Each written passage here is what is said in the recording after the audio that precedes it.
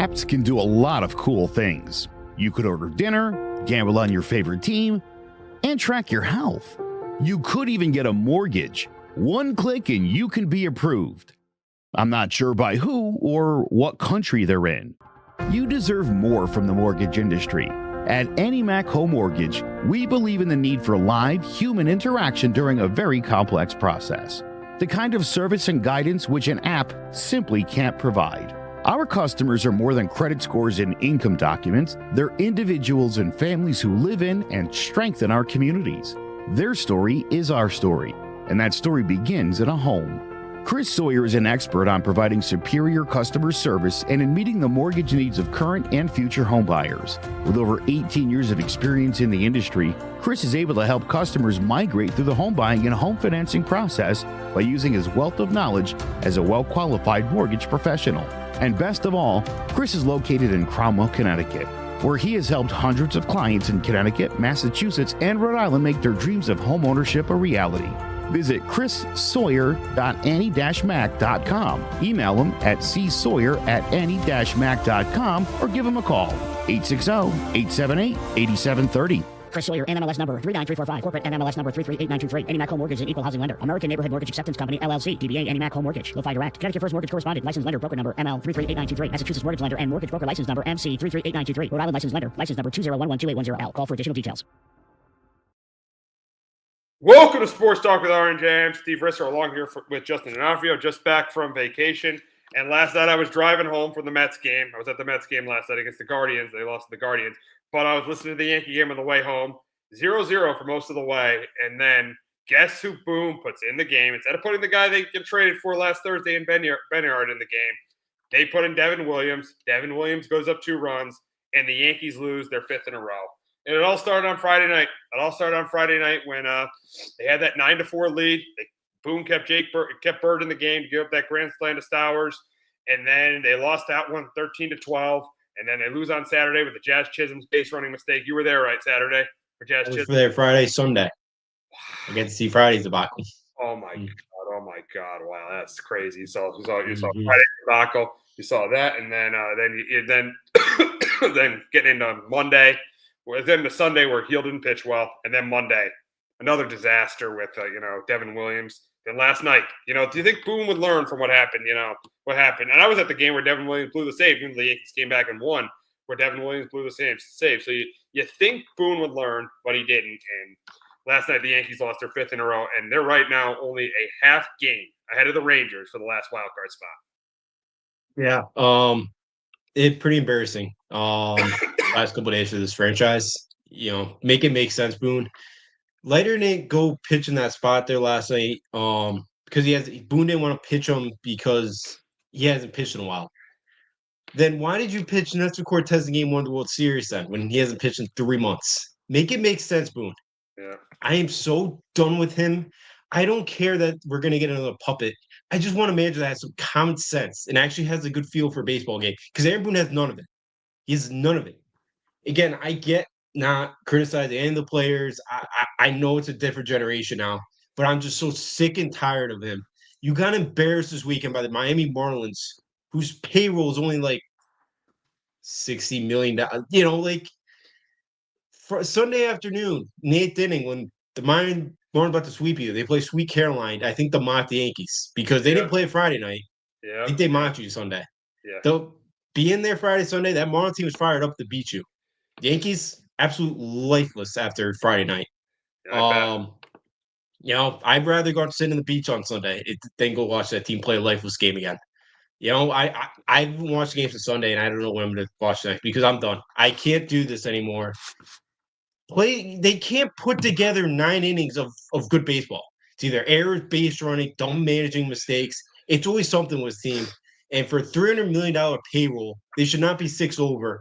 And it's on Casper, too, because he has not spent the money well over the years. And I'm just sick and tired of it with this organization. And they're so arrogant. They're so stuck in their own ways. Come on now. I'm sick and tired of it. You got to be. And you were there Friday night. Did you think they should have taken Bird out on Friday with the bases loaded when he started to struggle? Yes, because Stowers hasn't hit left-handed pitching well at all. So I would have gone with like a Tim Hill there. Yeah. Because Stowers hit his first home run on Sunday of the year against a lefty, I believe it was. So like he hasn't hit lefty pitching all year. He's kind of struggled. And he's been unbelievable at righty. So yeah, I would have took him out there. There's a couple moves Friday and Sunday, kind of sitting there to myself that Boone should have did a different decision. But hey, Boone's got no feel for a game, so I'm not surprised. Yeah, and it must have been a lot of Yankee fans that would have just been very, very upset at It him was this weekend down in Miami. it was probably 70% Miami or Yankee fans. It was a Yankee home game. Yeah. Even Sunday, it was Jack McCown. They were honoring Jack McCown, their former Jack 03 McKeon. manager. Jack McKeon, yeah. McKeon, yeah. Yeah, it was a nice ceremony. It was all Yankee fans. Yeah, it kind of felt Wow. bad. Like it was all Yeah. Yankee fans there. So Yeah. it was a Yankees home game this weekend, and Miami was not ready for that either because I don't think they've ever noticed that ballpark that full. And traffic getting out of Miami Friday night was a bit. It took us like an hour just to get on the highway. So Wow. I That's don't think the crazy. city of Miami was ready for that type of crowd this weekend. Yeah. So yeah, just been an awful ever since the trade deadline. Now, the day of the trade deadline, they had beaten the Rays. They took 3 out of 4. They improved the bullpen. They got Benyard. They got Duvall, and they got Bird too. So they improved the bullpen. It looked like, and they got a bunch of position players too, but they improved the bullpen. So everything looked pretty optimistic. And then they were up 6-0 with Rendon on the mound. So it all looked like everything was working out. And then it all came apart Friday night, and then we saw what happened Friday and Saturday. And then the last 2 nights, I mean, you go to Monday night with Devin Williams, and that leads me to my next point. I think Devin Williams cannot be the closer, and honestly, at this point, I don't think he should be the setup man. You went out and got guys. Let those guys get Benyard, let Duvall, let Weaver. I mean, Devin Williams should now be pitching. To me, he should be pitching the 6th or 7th inning. He has been absolutely terrible recently for this team. Yeah, he's been bad. And he had a stretch there where they were using Weaver as a closer, and Williams is more pitching like 7th, 8th inning, and he was pitching better in that spot. And that's where you should probably go back to. Yeah, I don't even disagree with you. Maybe even the 6th, 7th inning right now. Just to try to get some confidence back instead of just trying to run him out there every night and trying to figure it out. And hopefully he makes a save one night. Yeah, because he's been a mess. And like you look at the numbers, like it's not like his velocity's down, his movement's still good on his pitches. It's just been I've said it multiple times this year. I just don't know if that Alonso home run last year in the postseason kind of just broke him. Part of it maybe just not a fit in New York. I wouldn't have minded if the Yankees tried to ship him out and at the trade deadline and tried to move him because you're not re-signing him at this point. Maybe somebody else would take a flyer on him. You could kind of sell, hey, I just don't think he fits in New York and he'd fit better. Maybe Cashman could have sold that. So, yeah, I don't. He should not be closed anymore. But knowing Aaron Boone, he's going to force it down the throats like he did Clay Holmes last year until September, and then Boone finally figured out his lesson. Exactly. Yeah, he's got to figure it out now because things are slipping away for this Yankee team. They're only a half game. If they lose today, they're on the outside looking in for the playoffs. It's crazy after the start they had. It's crazy to think they're in the beginning of August. They'd be on the outside looking in of the playoffs, seeing the way this team started. Yeah. Well, I'll give you a stat here. Do you know how many wins, or the Chicago White Sox have 24 wins since June 1st? Do you know how many the Yankees have? 24? Yep. Wow. They have as many wins as the White Sox do in 3 months. Yeah. Wow. In 2 months. Wow. That should tell you all you need to know about this team. Yeah, they got to a fast start, but we've seen enough baseball now to show that this ain't a great baseball team. I think in the lineups, things haven't I think the lineup's pretty good. But it just, the bullpen's been a mess. The starting pitching's been up and down. It's just the mistakes too. Just they cost themselves with dumb mistakes, dumb errors, and dumb managerial decisions. I'm at the point where, if the team misses the playoffs, maybe there's changes, but I don't think there will be. Yeah. They just signed Aaron Boone. I know. Cashman's part of the signed Brendan family. He ain't going anywhere. Exactly. It's so frustrating right now. Exactly. And last year, they go somewhere where they hadn't gone in 15 years. Most fans were happy about the season, but this year they were happy about the start, but it's just been very disappointing. And it's not just all been the bullpen. As you said it, the starting pitching's been inconsistent. And in this losing streak, Rendon had a 6-0 lead. He couldn't even last 5 innings on Friday night. Even Max Fried, what do you say? He was nibbling. Out of walks. Yeah, and on Monday night, Fried had a 3-0 lead, and he gives up 4 runs in the second inning. He couldn't even last 5 innings. So their 2 best pitchers couldn't last 5 innings. So, Yeah, I mean, then you look at the lineup. Yes, the lineup has been good because, I mean, listen, they were a big reason why they came back and won that Tampa game. You look at the game against Miami. They scored 12 runs in that Miami game. So they scored 12 runs there. But you look at two of the games they've gotten last night. They got shut out. Evaldi was great. They got shut out, and then on Saturday they got shut out too. So everything's pretty much has been inconsistent since the trade deadline. Yeah, just nothing's been clicking. I know you got Judge back last night with huge, but that's another problem. It's like, what do you do with Stan? Stan's one of your best hitters right now, and you can't use him. You only use him as a pinch hitter. Which is crazy, yeah. Because neither one can play the field. Yeah, neither one right now. I know they're hoping Judge can at some point, but do you really want to test that arm right now?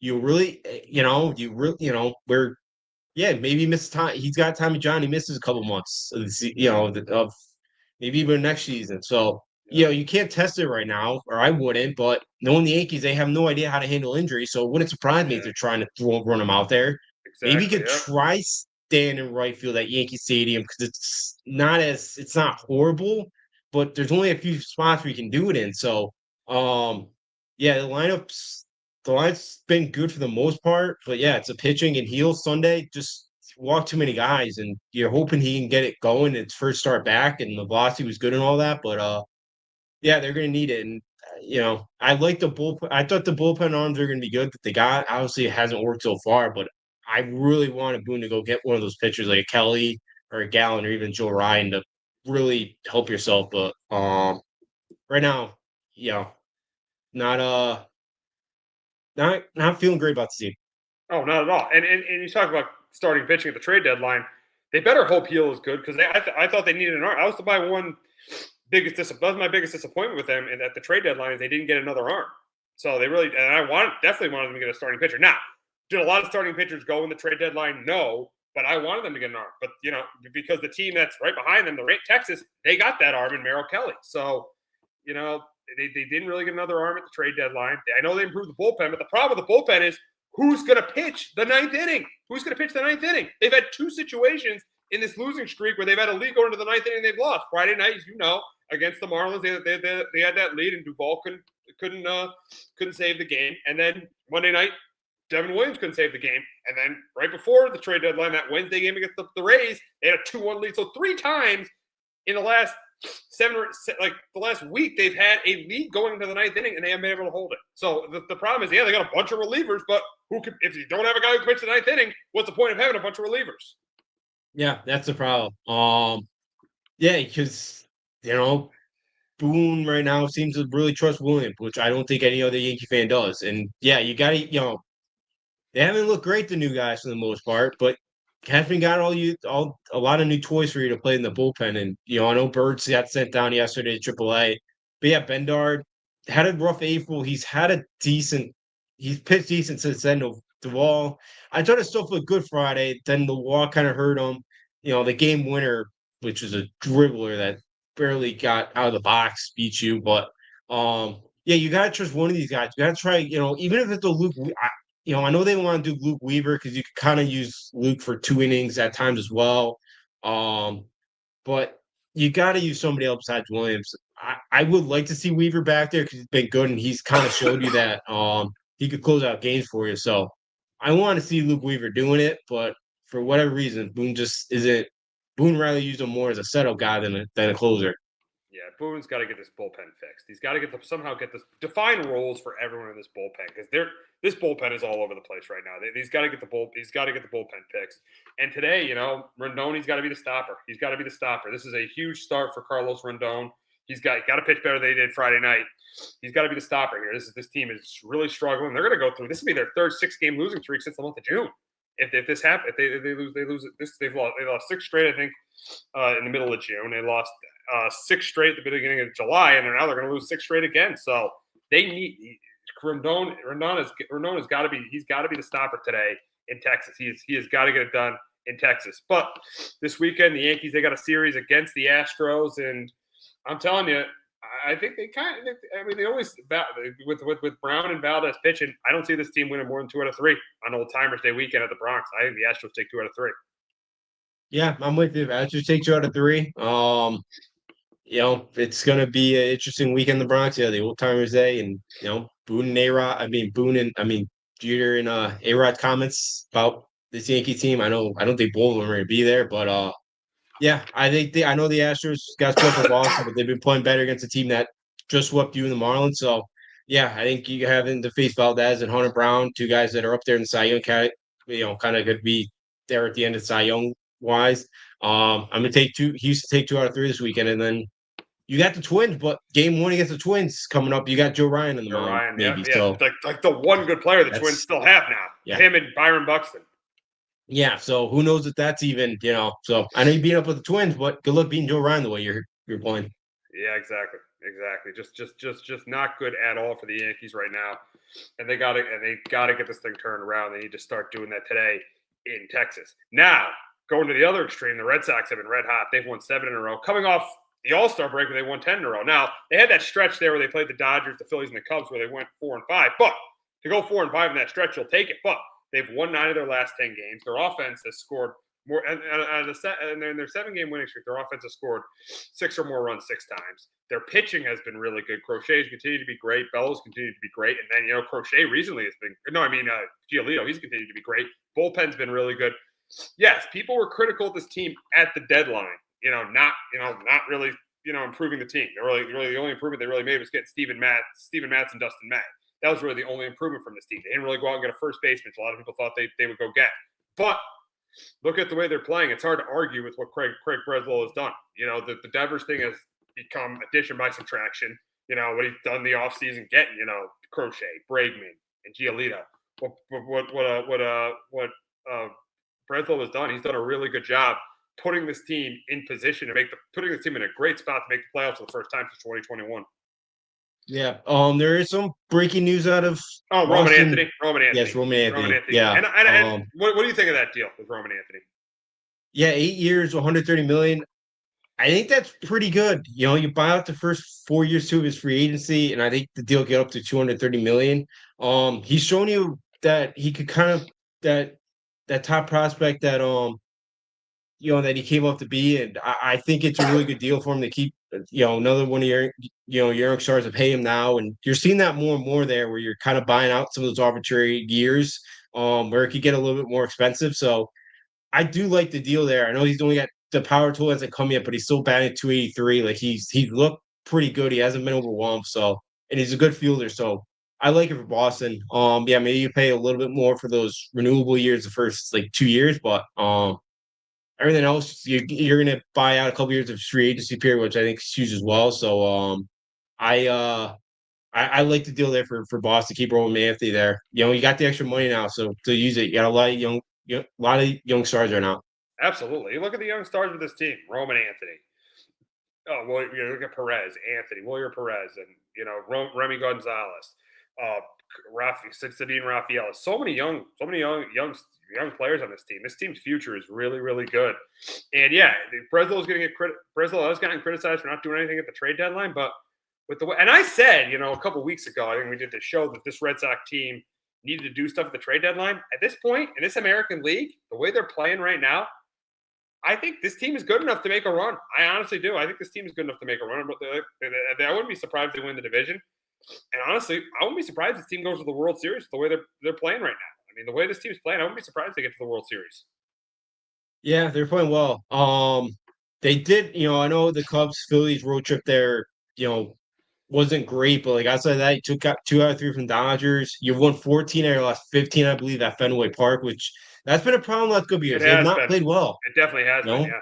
Yep. Yeah, and this year they've been playing unbelievable at Fenway this year. There's a lot of energy at that ballpark right now. The pitching staff's been really, really good. The 2 additions that they made, with Matz and May, I know we'll first look at May tonight. The Dodgers, I know some of their pitchers are coming back, but if the Dodgers really didn't want them, should you really be? They gave up a lot. They gave up James Tibbs too, the dude that you got for Devers. So you just straight up did May for Devers, which I don't love. Yeah. But right now, I didn't think they had a great trade deadline, but it doesn't seem to matter at the moment. Yeah, no. Devers kind of seemed like addition by subtraction for this team, and the young guys have been playing well. You got Bregman back in that lineup. The bullpen's been good, so everything's clicking right now for this team, and they're playing really good baseball. So, finish a homestand here today with Kansas City, and then, go out and play a good Padres team. And then you got the Astros too on that trip that you just swept as well. Yeah, and here's the thing, the Astros, that was surprising how they swept the Astros. I mean, won that walk off on Friday night. They won that walk. Friday they won that walk off. So, and they won. Then they won the next two. So it was really, really the way this team's been playing. And the thing is, it's not really what Breslow did this offseason was excellent. He did an excellent job putting this team together. I mean, and there was a lot of criticism early on from this team when Devers was there. But since Devers has been traded, this team has really taken off. I mean, but some of the moves he made in the offseason, Crochet worked out, Bregman worked out, Chapman worked out, Giolito worked out. All these moves have worked out. This was something that Chaim Bloom didn't really do. Didn't go out, spend money on free agents. Didn't go out and make big trades. This is the difference between Breslow and Chaim Bloom, and it's definitely shown, seeing that the Red Sox are in a really good position to make the playoffs. And those last 2 years of Chaim Bloom, they were a last-place team. Yeah, Breslow's done a nice job. So far, and I think Chaim drafted a lot of these younger guys though, like the Romans. So he does get credit for all that. Yeah, but he didn't go out and spend money. He ran the thing like it was Tampa. That's why he's fired. He didn't. I think some of that was the owners held him back a little bit from that. I think that's why they brought him in the first place, to try to win that way. Obviously it didn't work out. We'll see. He's got another shot next year starting in St. Louis, but yeah, now it seems like they're spending some money. All these young prospects that they still got some pretty good ones in the system as well. So Breslow's done a good job of kind of supplementing it. He made a bold move there, getting rid of Devers at a weird time when nobody expected it, and it's really paid off for his team. And the starting pitching's kind of clicked, but yeah, he's done a really nice job so far these 2 years. Where a couple weeks ago, this team was kind of out of it. You're kind of thinking maybe somebody needs to lose their job here, and it may have been Breslow. But right now, as long as there's not an epic collapse here, this team is Breslow's done a fantastic job with this team. He has. Because I remember back in late June, it looked like this season might be over. The Red Sox were not in a good way. I mean, I think they had just gotten swept to the Angels. I think they got destroyed they got crushed at Fenway Park. They got swept by the Angels. They lost 9-0. Then they beat up on the Blue Jays 15-1. And really, ever since then, this team has just taken off because they went on to win 10 straight to finish the break. And now they have huge sweeps too of the Rays. Rays and the Astros. Those were huge sweeps. So I think this team is in really good shape. And then you look at this team's schedule. Going forward. Yeah, they go to the Padres this week and the Astros, but they got 3 with the Marlins at home. They got a couple games with the Orioles. They got like 6 games with the Orioles in the month of in the month of August. Then you do 4 with the Yankees. Those are going to be 4 big games with the Yankees. You got the Pirates. You got the Gardos. They got the Gardos. You got Arizona, who's out of it. The A's who are out of it. Tampa, who's probably going to be out of it by the time they play them in mid-September. So this schedule is very, very favorable for them. So I wouldn't be surprised. Let me tell you, I know they think they have one more series with the Blue Jays in Toronto, but I wouldn't be surprised if the Red Sox end up winning the division. I know the Blue Jays are playing well, but I wouldn't be surprised if the Sox end up winning the division. No, I wouldn't either. Toronto's been good. They added Shane Bieber there at the deadline.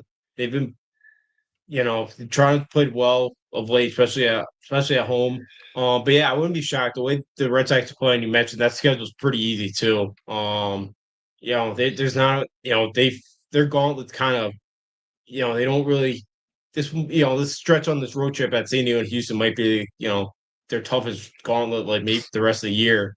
So yeah, this Red Sox team set up to potentially win the division, and should at least be in the wild card there. And yeah, I agree with you. I think it's a team that's got a shot to make a run in the American League where it's so wide open, and where Detroit didn't have a great deadline, I thought, and I know Houston brought back Correa, and Seattle made some bold moves, but it's a wide open American League, and I would not be shy to see Boston represented in the Fall Classic. I wouldn't either. I definitely would not. I would definitely not be shocked to see the Red Sox, being represented. And we'll get into one of their series this weekend with the Padres. And I think with the pitching the Red Sox have, I wouldn't be surprised if they take 2 out of 3. I think they keep this thing going. I think they take 2 out of 3 from the Padres this weekend. Yeah, I'm with you. I think they take 2 out of 3 as well. Yeah, I think Belo could beat, Darvish had to pitch well all year, so I think they get Sunday, and I think they could get either Friday or Saturday as well there. So, I agree. I think the Red Sox take 2 out of 3 heading in Houston, still playing some red hot baseball. Yeah, I think they do. I think they do. So we will recap the trade. The Red Sox playing really well, but now we will recap the trade deadline. Give us our winners and losers from the trade deadline. And I'm going to start. And I'm going to start with the Mariners. I'm going to start with Seattle. Going out and getting 2 huge bats and then a bullpen arm too. They went out and got a bullpen arm from Pittsburgh, and they went out and got 2 bats. They got Josh Naylor and the biggest bat and the biggest player in the trade deadline in Eugenio Suarez. So to me, the Mariners are my number 1 winner. Number 2, I'm going to go with the Padres, going out and getting Mason Miller, getting a closer there. Going out and getting Ryan O'Hearn and Ramon Liriano. I think they improved their offense. I got the Padres as number 2, and then number 3 for me. I'm gonna go with the Phillies. It was close between the Mets and Phillies, but I'm going to go with the Phillies. I like the bat they added in Harrison Bader, a 3-run homer on Monday night against the Orioles, and then getting Johan Durant. So my 3 winners are the Phillies, the Padres, and the Mariners in the trade deadline. Yeah, actually, I have same theory too. Seattle. Oh wow. Yeah, I love what Seattle did as well. The 2 big corner infield bats and with Suarez and Naylor. Now you got a lineup that J.P. Crawford, Julio Rodriguez, Cal Raleigh, Randy Arozarena, Josh Naylor, Suarez. So that's a really good 6-man lineup right there that you could start out with. So tough to navigate. Number 2 as well for me was the Padres. AJ Preller, really aggressive, and he does not care about giving up his top prospects. And they get JP Sears, who's a decent rotation guy. Obviously, Mason Miller, one of the best closers in the sport. Will Wagner, good guy to get on base, kind of play a couple spots, kind of versatile piece. So, San Diego, they're trying to win that championship right there and right now. And don't think they're catch the Dodgers in the division, but a team with a wild card and really good in National League. The Padres going to be right there. And then my 3rd one as well was the Phillies. Dombrowski, another guy who's very aggressive trade deadline. Durant, I really love that one. He's under contract too till 2027. He's got some electric stuff. And Harrison Bader too, I think, could play center field, really good defender. And he's had some big postseason at bats before. So those are my 3 runners as well from the for the trade deadline. Yeah, those 3 teams did a really good job. The Mets were close with their bullpen, but I don't love the way they're using Cedric Mullins. I'd use him as the everyday guy and bench Taylor, but I think maybe they could have had another starting pitcher. But the Mets were close. The Mets haven't played well recently. The Mets were close, but I think the Phillies, Padres, and Mariners. I think they did the 3 best job. There were the 3 teams that did the best job at the trade deadline. Now the 3 losers, and number 1, I'm going to go with the Chicago Cubs. I'm going with the Cubs. They really Mike Soroka is their only guy. They didn't really improve the rotation. They really didn't improve their bullpen. They really didn't improve as a team. Where they had a major opportunity to improve, they really haven't improved, and it's shown up because they've lost 2 straight games to the Reds. To me, it's the Cubs. To me, the Cubs are one of them. They just didn't really improve their team much. They didn't really improve their team much. Number 2, this is a team that has played well since the trade deadline, but look at who they've played. The Nationals and the Braves. They played 2 of probably the worst teams in the National League right now. The Nationals are absolutely. I was in Washington this weekend. They are absolutely terrible. Well, there's a reason why they fired their manager and their GM. They're absolutely terrible. And the Brewers, they just. I know they're in a great position right now. They have the best record in the National League. But I just didn't think they did enough to improve their team. They really didn't improve their bullpen, which it's good, but it needs to be improved. Didn't really improve their lineup. They didn't really. I know they don't need to do anything with their starting rotation. Their rotation's excellent with Peralta, with Mazeroski, and with Woodruff. Their rotation's phenomenal, but I think they needed some improvement in the lineup and in the rotation, and they really didn't do it. And number 3, this is a close one to me. It came between the Dodgers and the Tigers. But I'm just never going to call the Dodgers losers because they're the defending champs. They know what they're doing. They've won. They're always in the playoffs. I'm going to go with the Tigers. The best they really did was get Kyle Finnegan, who's not had a good year in Washington, and they got Charlie Morton. I know he pitched decent against the Phillies, but he didn't have a good year with the Orioles. So that's really all they did. Where they need more help because Riley Olsen's hurt. They got injuries in the rotation, so they need more help there. And they need more help in their bullpen. And I don't think they improved it that much. Even though I picked the Tigers to go to the World Series, they're one of my losers at the trade deadline. So for me, it's the Tigers, the Cubs, and the Brewers. Those are my 3 losers from the trade deadline. I could put the Red Sox in there, but you know what? The Red Sox are playing so well, I just can't put them in there. Yeah. Yeah, for me, I got a couple of same as you there. I got the Cubs as well as number one. They got some bullpen arms which could help them, and the utility guy Willie Castro, but I thought they need another starter like a Merrill Kelly or Joe Ryan. And yeah, with Soroka left the game last night, and he's on the IL now with shoulder soreness, which is never a good sign. So who knows the next time he's going to pitch? So, and I thought he was better last year too when the White Sox moved him as a reliever. Um, so like I thought the Cubs should have done more. Jed Hoyer, their friend baseball ops, got an extension literally right before the deadline. They should have waited till after. I think he's done a good job, but they did not have a great trade deadline. My second loser was the Detroit Tigers as well. Yeah, their addition to their pennant are they didn't bring a ton of big impact guys to that. And I know Morton's been better for the last like month and a half, and he's there to replace Reese Olson. But with Dale being as wide open as it is, I thought they could have got more. And then like a guy like Chris Paddock, I don't love in the first place, and the Twins kind of hit him around last night. He gave up 4 runs in 4 innings, so I thought the Tigers could have done more. My third one, I did put the Red Sox in there because I thought they gave up too much. Good point. Like he gave up Tibbs to get Dustin May for a guy that the Dodgers really didn't want him for their pitching depth. I wouldn't want to touch him, and I thought they gave up way too much for Steven Matz as well. Blaze Jordan goes back to with Hein Bloom, who drafted him in the first place, and the Eric Edhart, who I know right now there's no pathway for him, because he can play first and outfield. But like I thought he's a decent guy who could maybe make who's a decent impact guy at the minor league level and could maybe make his way up here. So I just thought the Red Sox gave it too much for the 2 guys that they brought in there. They played really well, but if you just look at it, May for pretty much a Rafael Devers, it's not great. We haven't seen Kyle Harris, a big starter that they got from San Fran yet. He's still down at AAA. So I just thought the Red Sox gave up too much for it didn't get enough of a return for like a Devers. That's why I kind of put them on the list, even though they are playing really good baseball right now. They are. But an honorable mention for both of us should be the Dodgers. The Dodgers didn't really do much at all. And they have a bullpen that needs to be upgraded. And that's a reason why they're not as dominant. I know they've had injuries in the rotation, but the reason why they're not as dominant as we thought they were going to be is their bullpen hasn't been great this year. Their bullpen ERA is in the 4s. They could have done more, and they didn't.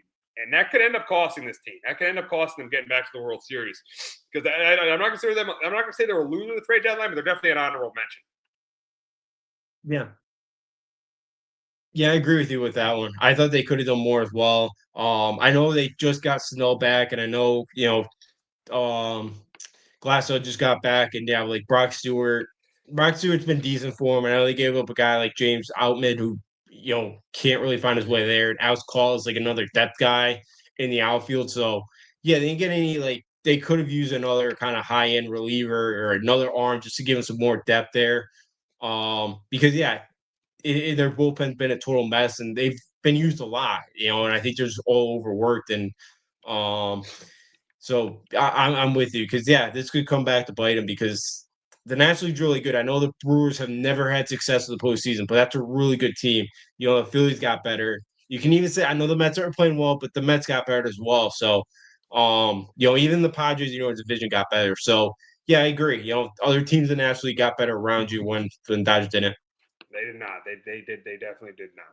So we got a couple players in the NFC East that want to be traded. But before we talk about that, we are going to hear from our friends at JPEG Financial and Shamrock Home Inspections. Do you have a 401k and some savings for future retirement, but don't even know if it's enough to live off of? How much is enough? How often are you thinking about it? The team at JPEG's Financial Group can help set your mind at ease. We specialize in creating strategies in the planning and managing of your financial, educational, and investment needs. We help clients pursue their investment goals with sound financial strategies. You deserve a personal, tailored plan. Lasting, meaningful, and open relationships are the foundation of our practice. You've worked hard for your money and should feel confident in your investment choices as you make decisions for your financial future. Your goals are our goals. We are dedicated to your needs and hopes for your future. Visit our website and give us a call at 860-430-5397. Securities offered through Raymond James Financial Services, Inc., member FINRA, SIPC. Investment advisory services offered through Raymond James Financial Services Advisors, Inc. JPEX Financial Group, LLC is not a registered broker-dealer and is independent of Raymond James Financial Services. JPEX Financial Group is located at 78 Eastern Boulevard, Glastonbury, Connecticut.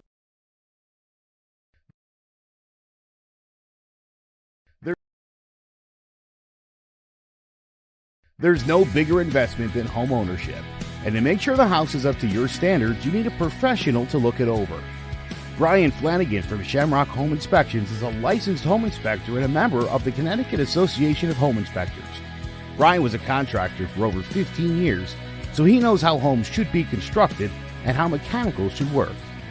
What makes me a good home inspector was the 20 years that I was a home improvement person, doing all the different repairs that I have done and what other people have done wrong that I had to go out and fix.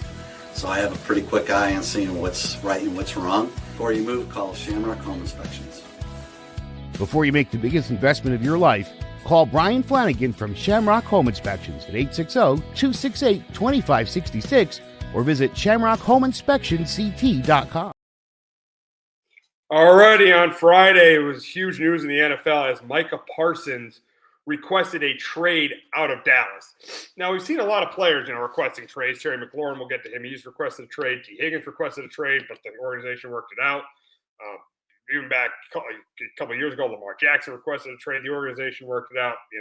Brandon Ayuk requested a trade. The organization worked it out. So recently, these teams have worked it out. These teams, if a guy's requested a trade, these teams have worked it out. I think the last guy that requested a trade, wanted out, and got out was Aaron Rodgers. You saw how that worked out with the Jets. So mostly the team has worked it out. But the big question here before we talk about if he's going to be back in Dallas or not is who is in the wrong here? Who is in the wrong here? And I think people know where I'll let you start because I think people know where I'm going to go. Seeing the college team he played for and seeing my feelings towards the NFL team he's on, I think they know where I'm going to go here. But Justin, I'll give you this question. Knowing what we know now about this Micah Parsons situation with the Cowboys, who is in the wrong here, him or Jerry Jones? I think they're both a little bit in the wrong, but I think Jerry's more in the wrong. Oh, yeah. Right now, just because he's waited so long to pay him. Parsons is a little bit in the wrong because he still has 1 year left on his deal, so he's still under contract for this year.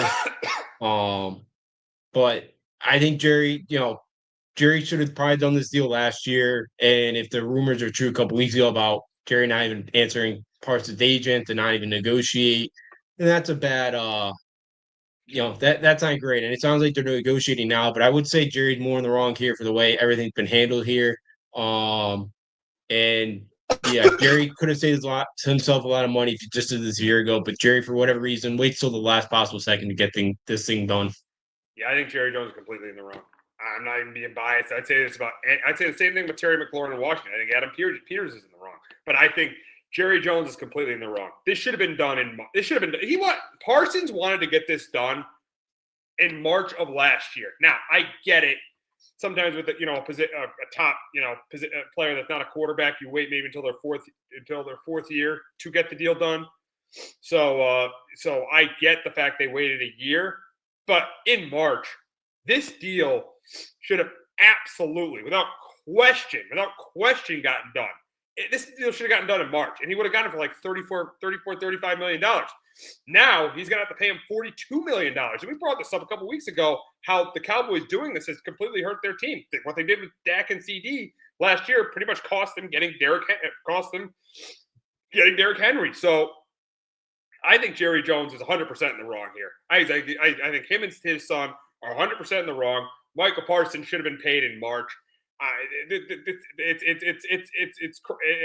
no surprise it's gotten to this point, but it has because, Jerry Jones, as you said, loves to wait to pay people, loves the attention, loves the drama, instead of doing business properly and paying the guy what he should be getting paid or paying the guy what he should be getting paid like he should have in March. No, he just wants to drag this out.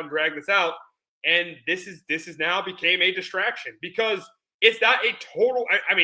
We'll get to if we think if we think he's gonna be a Cowboy or not, but it's not a total guarantee that he's gonna be on the team. And then yesterday you heard Jerry's comment saying that there's a good chance he won't play in week 1. So this thing is this thing is definitely getting a little ugly here between Parsons and the Cowboys. Yeah, it's getting ugly, and I think to lie a little bit, Parsons are wrong because he is under I know, understand trying to get the money, but like he's under contract this year. He should play week 1. I think that to go for McLaurin and all these guys. I get it, but you still had it on your contract for this year. Um, but yeah, Jerry needs to shut his mouth, but he's never learned that lesson, and I don't think he ever will at this age. But yeah, because Dak and Lamb both make a what combined, like, is it about 100 million, right around there? Dak's at 60. I think CD's at 34, so 94 million APY. So then close to 100. you You're add right. another Close to 42. 100 million. Yeah. Yeah. So you add another 42. So it's about 134 million. You're going to pay 3 guys. Good luck building a Super Bowl team with that. Just the Dak's a good quarterback, but he's not great where he kind of elevate everybody else. Like some of the other ones, like a Burrow or Mahomes or now I know Allen has gotten there either, but you get my point. That's just a lot of money to get 3 guys for a football team that is made up of 52-man roster. I know Jerry's a decent drafter. They've done good in that area, but it's hard to build a contender paying 3 guys, that much money and hoping every year you're a contender. It's tough to do. It is, but I just feel like you have to pay this. This guy is one of the top 5 players at his position. I feel like he has to get paid, and you could have saved, $7-8 million if you did the right thing and paid him in March. You should have. Now you got a situation where he's, sending a trade request. He's going out and talking about the trade request publicly. It's just not a good look for the organization. It really isn't. And if you just did the right thing and paid the guy in March, you wouldn't have these issues at all. No, he wouldn't. But yeah, that's Jerry. You mentioned he likes drama, and he's loving this because he gets more media attention. That's what he wants. Exactly. He wants his team to be talked about when his division rival, who should be talked about, who just won the Super Bowl, won't be talked about, but he'll be talked about because of this situation.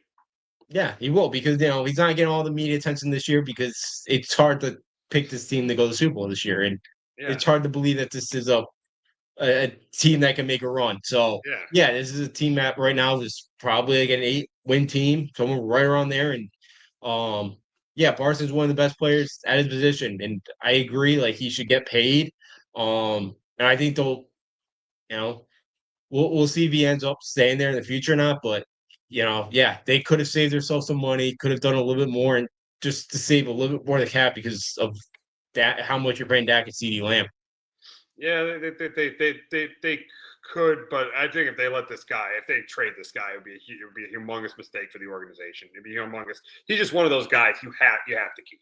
You have to keep because he's a top 5 edge rusher. You just have to keep him.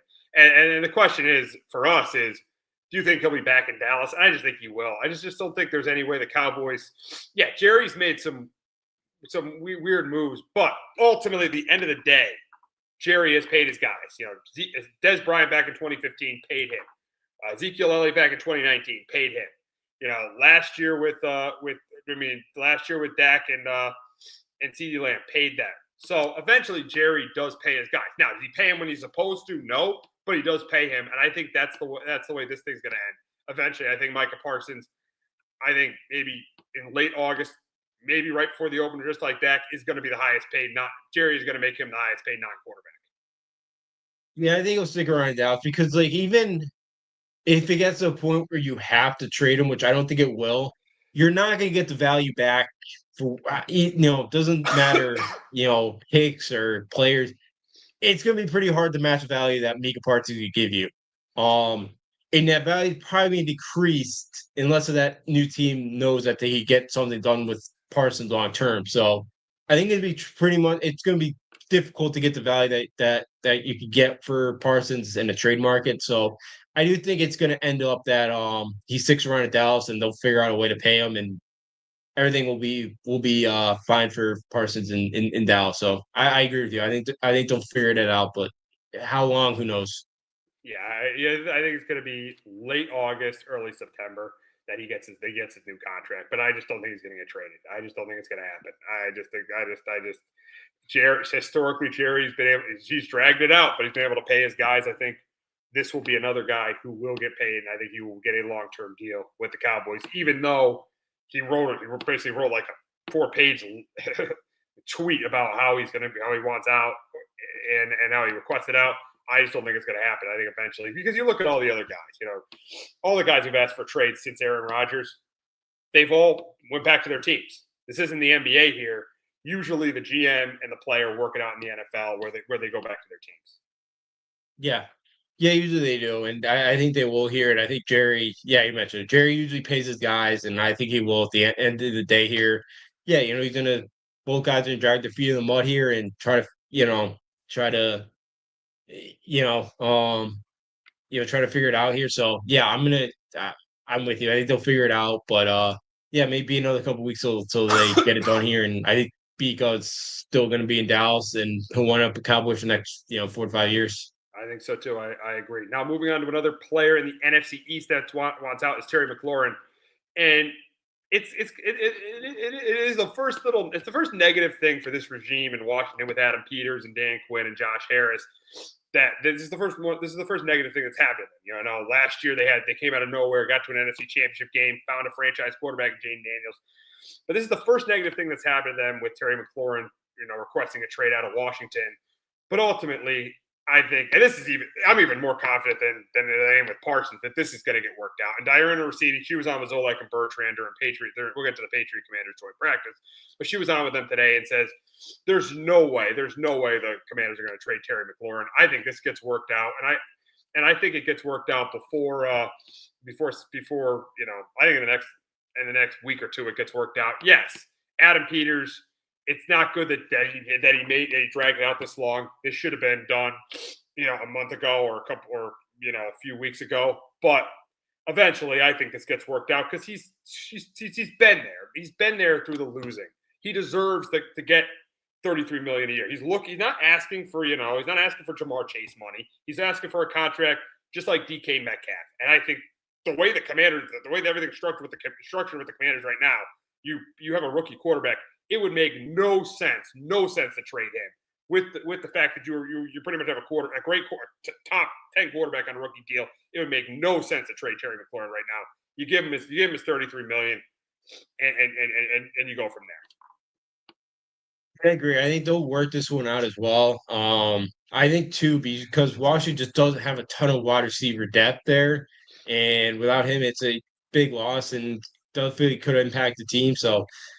I get Washington concerned because he's almost 30, but yeah, he's been there for all the losing. He's been there in the down times, and they finally last year was a good year. So he'd definitely be a big loss for him. And I think, if they somehow didn't get this thing done, I think it's more likely that he'd walk away in free agency than the team does trading him. So, but I do think they'll get it done eventually. I do think, because Daniel's on a rookie deal right now. You got to take advantage of it. And I think they will end up paying him, soon. But I think Washington knows how much of an impact that he has on that wide receiver room and that offense. Yeah, and he's had 5 seasons where he's had over 1,000 yards receiving. 5 years with over 1,000 yards receiving, playing with one of the top quarterbacks in the league. And you look at the improvements the Commanders made in the offseason, going out and trading for Debo, going out and trading for Laramie Tunsil. That offense is loaded if they get McLaurin on the field, that offense is loaded. Yeah, it just, to me, it makes no sense at all. For a team that was 2 wins away from winning a Super Bowl last year, it would make no sense at all to trade their best player. Yeah, no, I agree with you. It wouldn't. It wouldn't. I know getting close to age 30 there, but yeah, the impact that he's had, on that offense the last couple years, and I know you have Debo there now as the number 2 guy, but he's been a guy that's been baked up over times. And after that, it's kind of who could step up behind him and be the number 3 guy. So, yeah, for me, yeah. So I think they'll get it done. I think Washington will figure it out. And yeah, the contract he's looking for isn't totally outrageous too, which is helpful. So, I think Washington will get it done because, he was a huge target last year for Daniel. He made 82 catches last year. So, I think they'll get it done. Oh, I definitely do. I definitely think they're going to get it done. Now, speaking of the Commanders, they had joint practices today in Foxborough with the Patriots. And look at the Patriots angle. There's a couple things I read today from Mike Reese and Alex Barth 98.5 that stood out to me was Pop Douglas is a good player. Pop Douglas could be a real weapon, really good slot receiver for this team this year. I heard Pop Douglas was really good. Then on the defensive side, I heard Christian Barmore had a really good day. And that's a decent offensive line too. I heard he had a really good day on the interior. Let me tell you, with the addition of Milton Williams, now that you have, and then going out and signing Harold Landry, who played with Mike Vrabel, and you go out and you still have Keon White, who had some pretty good games last year. That could be a solid defensive line for the Patriots. I think, if those two guys that I talked about, Douglas and Barmore, and Barmore comes back, he's really good in 2023. If he comes back, he's really good. And then you have Douglas, coming into his own. I think this Patriot team could be solid on both sides of the ball. Yeah. Yeah, it's good for Barmore because even the couple games he played last year, coming back the blood clots, he just did not look like the same player. They shut him down pretty quickly. So it's great to see that he kind of maybe there's still something in there from a couple years ago. And yeah, I heard Landry too actually had a pretty good practice as well. He got after Daniels a couple times, so that was good. But yeah, it sounded like Pop Douglas, was and Matt Collins was kind of Drake May's kind of two favorite targets today. But yeah, so far I think a little bit some question marks still there with the offensive line of how that's going to fit. But yeah, the defense seems like they should be able to get to the quarterback this year. The defense should be really good, and the offense is can't be any worse than it has been. So that's a bright spot, and obviously year 2 under Drake May. We'll see how he does with Josh McDaniels there, but yeah, pretty liked what I kind of saw there from reading everything from the last hour or so from practice today. Yeah, and the thing is not saying much because they were terrible last year. It was a very unorganized operation, but it definitely is they're much improved from the way they looked in joint practices at this point last year when they played the Eagles, and the Eagles smoked. I think they went up to Foxborough and smoked them in joint practices. So they're definitely much improved than they were last season. So definitely a positive there. Now with Drake May, he did have a pick today in red zone. He did have a pick. I read somewhere where he did throw an interception, but so far so good. But you hit the nail on the head with the offensive line. The offensive line is going to be the biggest key to this team having success because it's going to help the passing game. It's going to help the running game. The offensive line was the worst in the NFL last year, and they definitely made improvements. Going out and getting Moses, trading for Bradbury, going out and drafting Will Campbell. So they have made improvements. Now, am I expecting the offensive line to be one of the best in the league? No. But it just has to be competent, middle of the pack. And because you have some, Diggs, I still think is, I don't know, I don't think the player he was in Buffalo, but he's still good. You saw what Pop Douglas, we were reading up on what Pop Douglas did today, what Demario Douglas did. He looked really good. I think this running game is going to be improved. Good trade. I really like the Travion Henderson pick. Pair him with Ramondre Stevenson. We'll see what happens there. But all in all, I think you got to be optimistic. And if you're a Patriots fan, you got to be optimistic with the way this operation looks. And Mike Vrabel, he's getting in the middle of scrums too. So I think you got to be optimistic with the way this operation looks right now. If you're a Patriots fan. Yeah, absolutely. I am. We have an adult in the room this year that I think knows what he's doing outside of last year, and guy who the last couple of years on the Bill was pretty much just a mold for Robert Kraft. So yeah, I like to see what's it's very positive sign. We know what Vrabel can do as a head coach, and maybe year 1 there's a lot of there's a lot. I don't know if you saw the photos, but up the ramps, like that thing was all full. Like it's there was not like a seat to be had there today in Foxborough. So people are very excited. People are very excited with this for this team for this season. Yeah, and they should be. The schedule's pretty manageable this year. It's gonna be a good football team hopefully for the first time in a couple years. So and and Henderson I guess today started one of the brawls because he picked up a blitz on somebody, and I guess I forgot who the commander he got, but was not too pleased. So yeah, I that Henderson pick, I would not be shocked if he's starting running back week 1. I like Stevenson, but he's had the ball control problem. So I really love the Henderson pick. Would not be shocked if he's starting week 1 in the backfield. No, you shouldn't be. You should definitely. Yeah, I wouldn't be. They were talking about that today too, on Zolak and Bertrand about how they wouldn't be surprised if Henderson's the number 1 back. So yeah, I wouldn't be surprised if he starts week 1. But all in all, I think there's a lot of positive signs for the Patriots moving forward. But as we head to the preseason, we got to get to this player. And Shedeur Sanders is getting the start for the Browns in their preseason opener. Flacco's been hurt. Pickett's been hurt. The Browns have so many quarterbacks on the roster. Now they signed Tyler Huntley. The big question for Shedeur Sanders is he going to get any time this year? And let's be honest, I think he might end up getting time because I just think the Browns aren't going to be a good team. I don't think Joe Flacco's going to start 17 games. I honestly think he's eventually going to beat out Dylan Gabriel. I think he's going to eventually beat out Dylan Gabriel. I think Pickett's going to get traded. So I would not be shocked if he started late in December. I really wouldn't be because I just don't think the Browns are going to be a good team at all. So I wouldn't be shocked if he starts in late December. Yeah, I wouldn't either. Yeah, if you want to try to sell some tickets late in December where it's not the greatest atmosphere in Cleveland in that weather, fans that want to go see a 4-win team play. So I wouldn't be shocked if he plays in one of those games late in the year. But yeah, it's a circus. It's a mess right now in Cleveland. No shock there. I know Haslam, their owner, said we shouldn't never pick Sanders, trying to throw down the general manager, even though I think everybody in the world knows that that owner had something to do with it. But it's another one that can't not speak to the media. He's always have to sit there talking. So yeah, I think eventually he will. I think he'll get a couple starts this year, late in December, because yeah, their QB room is a total mess right now. Oh my God. What a disaster that QB room is.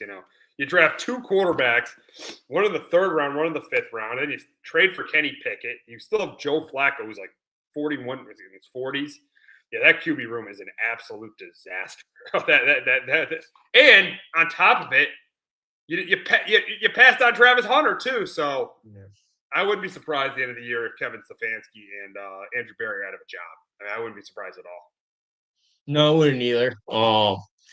I wouldn't. It's just, yeah, it's a disaster in Cleveland right now. Even though I don't think it's their fault that I think hasn't, made the decision to draft Sanders. And that's not totally their fault. But yeah, their QB situation is not great right now. And even go back to they should have just paid Baker. I get it, but that maybe didn't live up to. Maybe he doesn't live up to the total number one overall pick, but hey, he's been good enough, and he's led the Buccaneers to the playoffs. So exactly, that's better what they've had at quarterback for this century. Yeah, funny. In the history of the new Cleveland Browns, Baker Mayfield is the best quarterback in the history of that franchise. Isn't that crazy to think Baker Mayfield is the best quarterback? Because you look at him, 2018, he was almost the offensive rookie of the year. Team went from 0 wins to 7 wins. Yeah, did he have a really bad year in 2019? Yes. And that was probably the year that ultimately got him shipped out of there. Then 2020, got him to the playoffs. Then 21, played with the torn labrum. They should have. A huge mistake by that organization. Took him number one overall. Huge mistake not keeping him. Yeah, I know it is. Because what is this at? Since 99, they've had 28 starting quarterbacks or something like that. And he started consistently for 4 years for them. Yeah, he did. He came for the first time in, since they got the franchise back there. He was really the first consistent quarterback that they've had for a while, or I should say a while, but for a handful of years there. So yeah, they should have paid. That was a big mistake there because they're still searching for their quarterback, and they're probably still going to be searching for it because I can guarantee if the Browns have the number one overall pick, Arch Manning ain't coming out. If he's the number one overall, if it goes as well as everybody thinks it is at Texas this year, I don't think the Manning family is going to let him go to Cleveland. I really don't. So, I don't know if there's another great quarterback coming out this year. So Cleveland could be searching for a quarterback for another couple of years. Unfortunately for them, they absolutely could be. The Browns definitely could be searching for a quarterback. I wouldn't be surprised about that at all. But now, speaking of Arch Manning in Texas, the coaches poll came out yesterday in the top 25. Texas got 28 votes, being the number one team. Ohio State, the defending national champs, got 20 votes. Penn State got 14 as the number 3 overall, being number 3. The number 4, Georgia, with 3 votes. And then Clemson, which is a sleeper team. A lot of people aren't talking about Clemson. That team could win it. They got 2 votes to be the number one team in the country. And the question is should Texas be preseason number 1? I'm going to say no, because how could you trust Sark in a big game? You look at clearly the top 3 teams are Penn State, Ohio State, and Texas. How do you trust Sark or James Franklin? Even though Ohio State lost a ton, I still think they should have been the number 1 team in the AP top 25 poll. And the coaches poll, not the AP, the coaches poll. Yeah, I agree with you because they are the defending champs. They lost a lot, but you could argue they have two of the best players in college football still with Jeremiah Smith at wide receiver and Caleb Downs at safety. Um, I get the Texas love. I think a lot of it is the Arch Manning. I think their defense would be really, really good and stout, and I think up front they're going to be pretty good. But I think I would have gone with the defending champs in Ohio State. Yeah, because I don't trust Stark in a big game. And Penn State the same thing. I think I told you a couple weeks ago I would not be surprised to see Penn State be the number one AP poll team in the preseason. I really wouldn't with everything they got coming back. With they are going to at the line of scrimmage. I'm with you there at Clemson as well. They're going to get a huge test week one against LSU. Supposedly their defensive revamp. So we'll see it there in Death Valley and against Clemson there. But I would have gone to Ohio State too because I know we haven't seen Julian Saint taking a snap yet, but everything you read is they're very, very high on the kid. And it helps when you got Jeremiah Smith there being your number one wide receiver. Definitely. Yeah. Jeremiah Smith, you said it. Jeremiah Smith, Caleb Downs, clearly probably two of the best players in college football on that team. Even though they lost a bunch of guys, they still got those two guys. Now, what team that's not in the top 10 is kind of a sleeper? Is a team that should be in the top 10 in your opinion? I went to Illinois. It was a tough one. But they got 19 starters coming back. Luke Allmeyer had a really good year last year. Quarterback, he's back under center for him.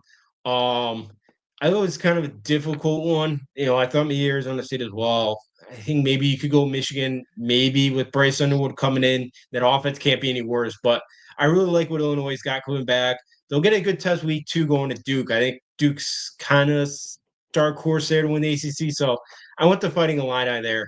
Right now they're ranked number 12. So I would say they're the one. I don't love South Carolina. I think South Carolina is overhyped this year just because they lost 5 guys to the NFL draft. In South Carolina doesn't usually reload. So that's kind of why I went Illinois with the teams around there in the top 15, why I kind of chose Illinois. Yeah, and hey, if you think Illinois should be there, then you're saying the Big Ten should have 4 top 10 teams. Are they as good as the SEC? Are they as good as the SEC going into this season? I don't think the SEC bottom is as bad as the Big Ten bottom is going to be. Like I don't think Purdue's going to be arguably one of the worst Power 5 team, Power 4 teams again. And I think same thing. I don't think Northwestern will be very good. I think Mississippi State will be better, but I think at the top the Big Ten better.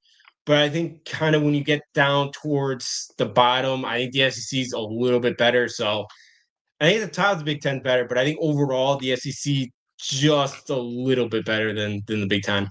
So now looking at the overall top 25, the coaches poll, which team that wasn't in the top 25 should be in the top 25? There's a tough one, but I'm going with another Big Ten team. Lincoln Riley out in sunny LA. You like USC. Yep. You're a USC guy this year. That could be dangerous for me. But you look at a couple of these plays from last year, and USC could have been like 10-0. Yeah, they were up on Penn State. They lost in overtime to Penn State. Yeah, the 2 pick sixes cost them in the Notre Dame game.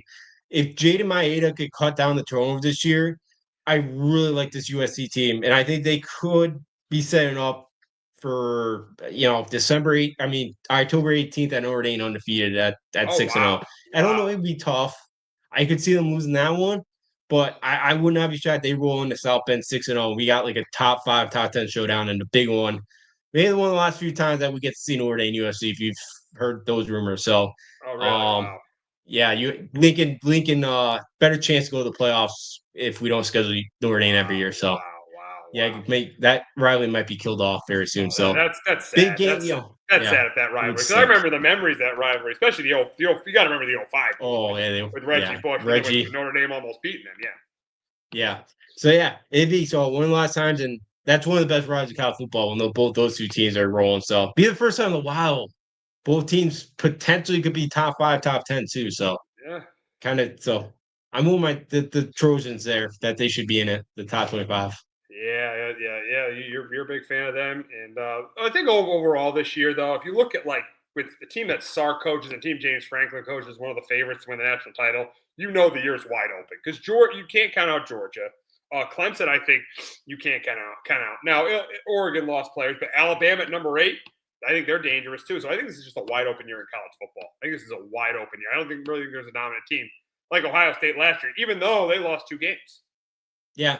Yeah, no, I think you're spot on there. I think it's really wide open. The first time in a while where there's some talent, the talent disparity isn't as large as it once was. I think it's larger now at the group of 4 in the power in like the group of 5, but I think at the power level that's starting to slow just because now you're getting guys that 4-star guys that transfer out to want to go get playing time earlier than sitting around at Georgia, Alabama for 3 years waiting for their turn. So I think that's really helping. So yeah, it's clear cut. There's no clear cut winner. You could kind of.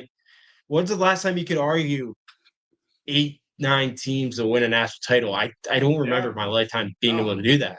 No. I think in 07 you could have.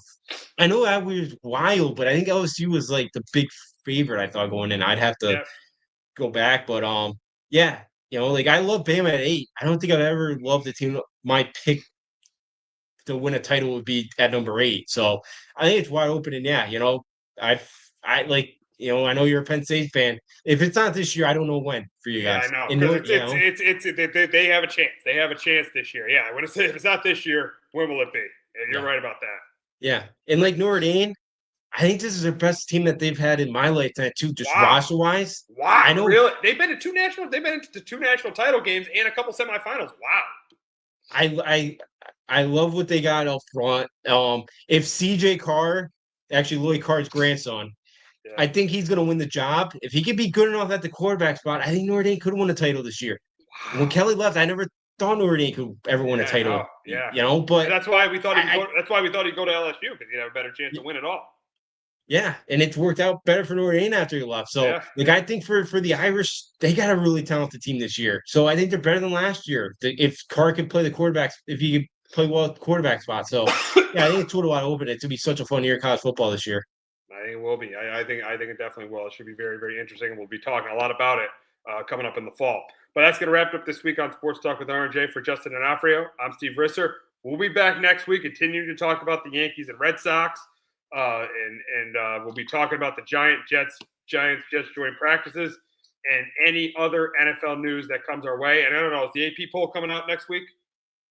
I believe so. Yes. Okay, next Monday should be out. So we'll be talking about the AP poll as well. Have a great weekend, everyone. Hello, my name is Joe Aguirre. I'm the president of Clovercrest Media Group. And here at CMG, we have a wide variety of podcasts, including sports shows like Keys to the City, The Roll Call, Throwing Jabs, All Four Downs, and Jawing About the G-Men. And great true crime shows like Sticky Week, Crimes and Consequences, Ivy League Murders, and Bird, the unsolved murder of David Eichmann. You can find all these podcasts and so much more by visiting clovercrestmedia.com.